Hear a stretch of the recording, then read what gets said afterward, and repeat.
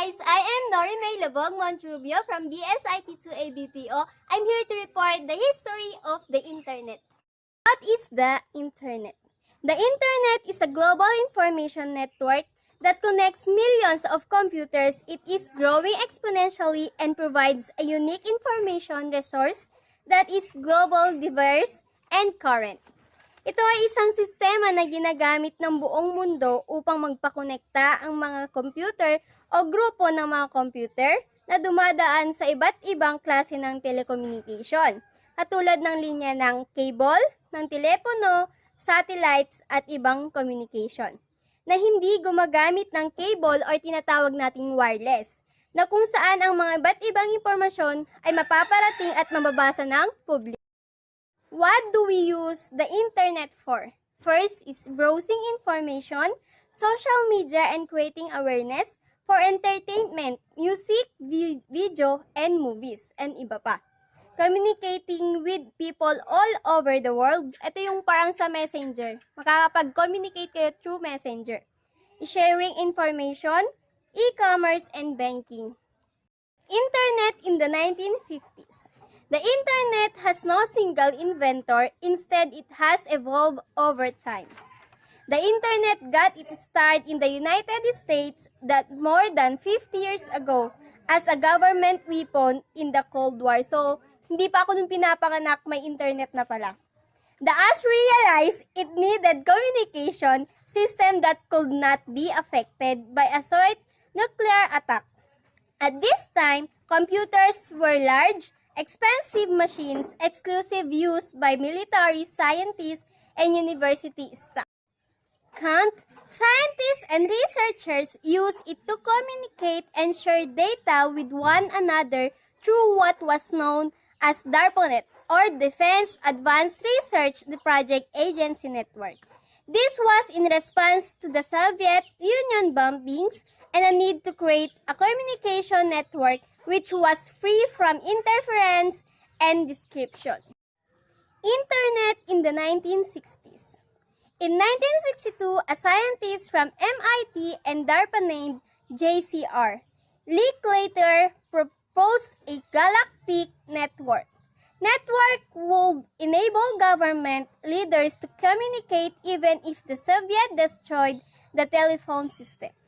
In 1965, another MIT scientist developed a way of sending information from one computer to another that he called packet switching. Packet switching breaks data down into blocks or packets before sending it to its destination. The first workable prototype of the Internet came in the late 1960s with the creation of ARPANET, or the Advanced Research Project Agency Network. Originally founded by the U.S. Department of Defense, ARPANET used packet switching to allow multiple computers to communicate one single network. Without packet switching, the government computer network, now known as ARPANET. In 1969, ARPANET delivered its first message, a node-to-node communication from one computer to another, but it crashed the full network. The Internet in 1970s. By the end of 1969, just 4 computers were connected to the ARPANET, but the network grew steadily during the 1970s. As packet switch, computer network multiplied. However, it became more difficult for them to integrate into a single worldwide internet. The Internet in the 1980s. TREF protocol transformed the Internet into a worldwide network. Throughout the 1980s, researchers and scientists used it to send files and data from one computer to another. However, this network was still between scientists and researchers from different universities and labs. Ito yung ginagamit natin sa pagsisend ng mga files natin. Internet in the 1990s. ARPANET formally shuts down in 20 years.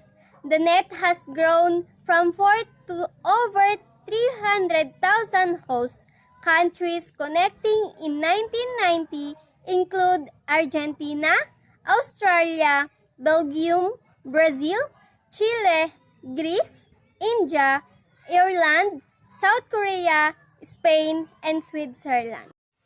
In 1992, a group of students and researchers at University of Illinois developed a sophisticated browser that they called Mosaic. It later became a Netscape. Mosaic offered a user-friendly way to search the web. It allowed users to see words and pictures on the same page for the first time and to navigate using scroll bars and clickable links. TCP or IP was described to be the handshake between computers all over the world. It enabled each computer to have its own identity. The same year, Congress decided that the web could be used for commercial purposes. As a result, companies of all kids hurried to set up websites of their own, and e-commerce entrepreneurs began to use the internet to sell goods directly to customers. More recently, social networking sites like Facebook have become a popular way for people of all ages to stay connected.